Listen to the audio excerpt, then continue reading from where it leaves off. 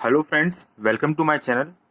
आज हम कैलकुलेट करेंगे जो ब्रिक वर्क हमने लास्ट लेक्चर में जो कैलकुलेट करा था उसके अंदर कितना मोटार लगेगा, जिसको हम बोलते हैं how to calculate cement sand water in a brick work. जो आप एक जुड़ाई कर रहे हैं तो उसके अंदर कितना उसके अंदर आपको कैलकुलेशन आपका मोटार का आएगा।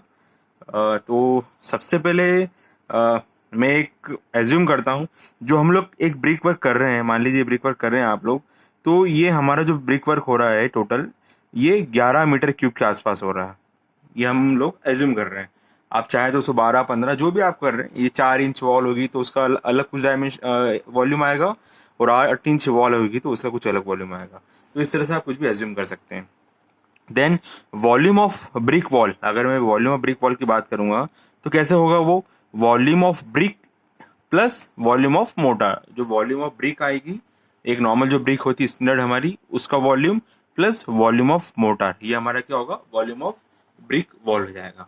अब इसी फॉर्मूले को मैं इस तरह से भी लिख सकता हूँ, volume of mortar is equals to volume of brick wall, volume of brick wall minus volume of brick without mortar, जो हमने एक्चुअल जो ब्रिक ले रखी है।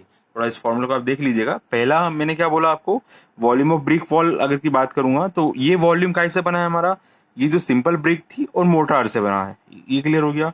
इसके बाद इस फॉर्मूला को वापस मैंने ट्रांसफॉर्म कर दिया इस तरह से, तो मेरा जो फॉर्मूला बन गया है, volume of mortar is equals to volume of brick wall minus volume of brick without mortar. इसका आपको फंडा याद रखना है, आपको इसके बाद सभी चीजें आपको याद ऑटोमेटिक हो जाएगी। अब हम लोग कंसिडर कर रहे हैं हमारा 11 मीटर क्यूब का एरिया। तो अब इसके अंदर हम लोग जो थिकनेस लेते हैं मोटार की, वो 12 mm, 10 mm, 11 mm, जो भी आप रिक्वायर्ड मान के चल रहे हैं, 10 से 12 mm के बीच में कुछ भी ले सकते हैं।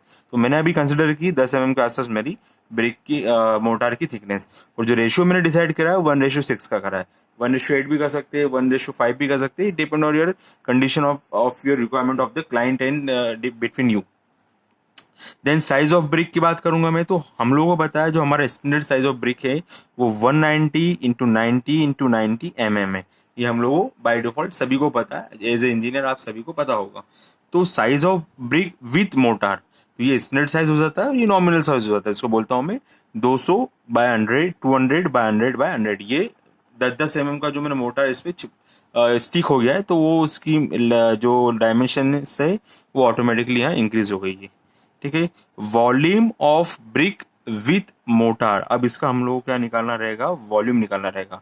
तो वॉल्यूम तो सिंपल सा फॉर्मूला है, आप एलबीएच करेंगे और आपका वॉल्यूम कितना आ जाएगा, इंक्लूडिंग मोटार आपका वॉल्यूम कितना आ गया है, वो आ गया है 0.002 क्यूबिक मीटर के आसपास आपका वॉल्यूम आ गया है। इतना आई होप आप सभी को क्लियर हो गया होगा कि हम लोग स्टेप 1 में हमने क्या करा, हमने नॉर्मल एक जो एरिया था कैलकुलेट कर लिया, कितना एरिया कितना माल मुझे लग रहा है ब्रिक का, टोटल मैंने क्यूब निकाल लिया क्यूबिकल करके, और उसके बाद मैंने नॉमिनल साइज जो ब्रिक है उसका मैंने वॉल्यूम निकाल लिया है।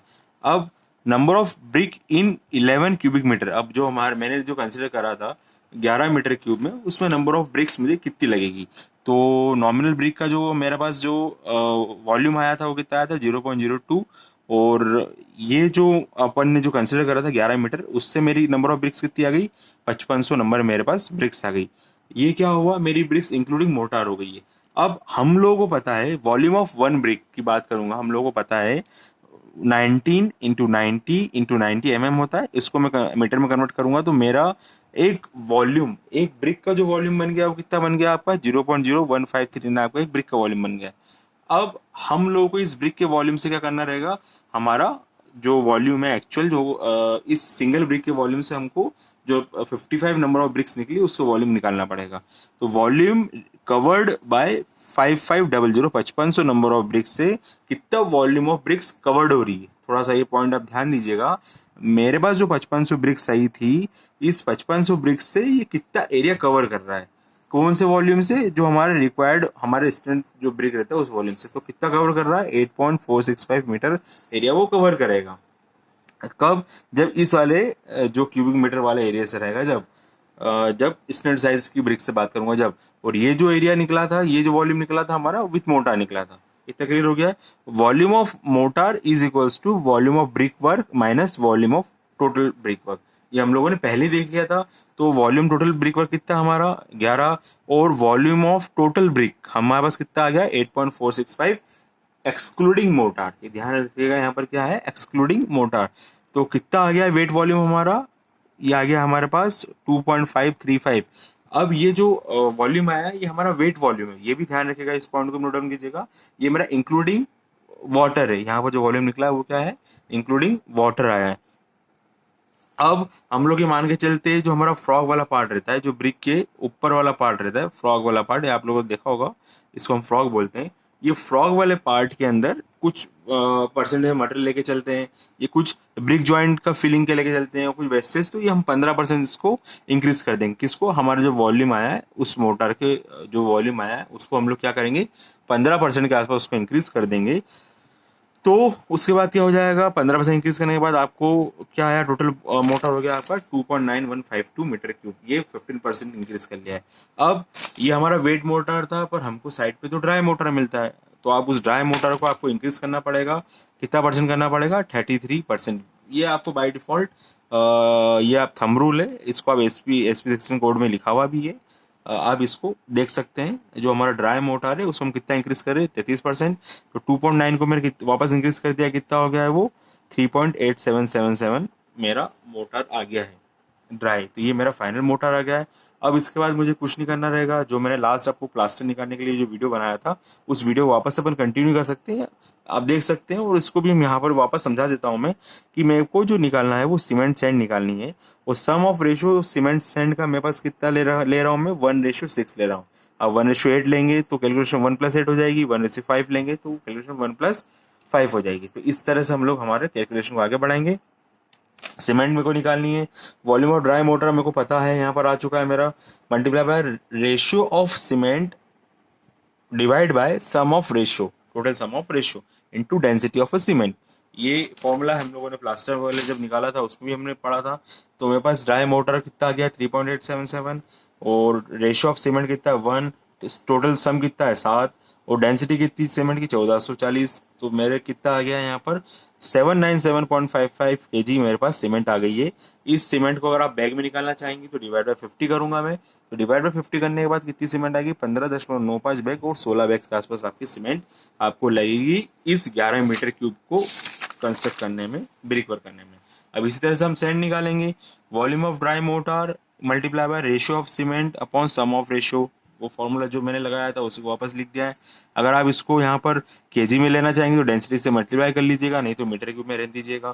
तो ये फॉर्मूला मैंने लगाया तो 3.3 मेरी क्या आ गई यहाँ पर वैल्यू आ गई किसकी, आ गई आपकी सैंड की आ गई है।